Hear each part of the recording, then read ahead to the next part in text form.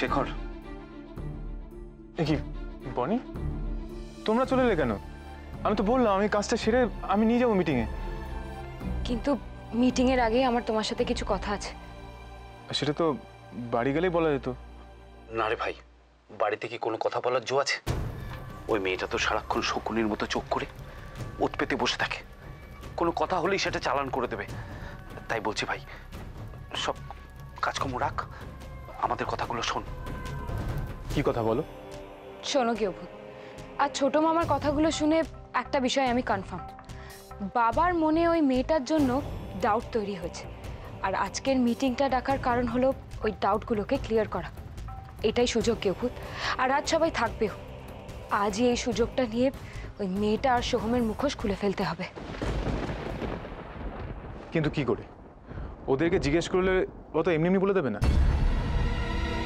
তা বলবে না, চাপ দিয়ে বাপ বলাতে হবে। কিন্তু শেখর, কি করে চাপ দিবি সেটা ভাব, সেটা আমাদের ভাবতেই হবে।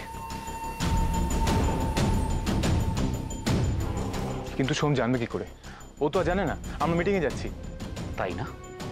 যে জানানোর সে এতক্ষণে সব জানিয়ে দিয়েছে। হ্যাঁ কি অভূত, এইবার আমাদের এমন একটা প্ল্যান করতে হবে যাতে ওরা সত্যিটা বলতে বাধ্য হয়। আর সেটা এমনভাবে করতে হবে যাতে ওরা টেন না পায়। কিন্তু কি করে? কি করে?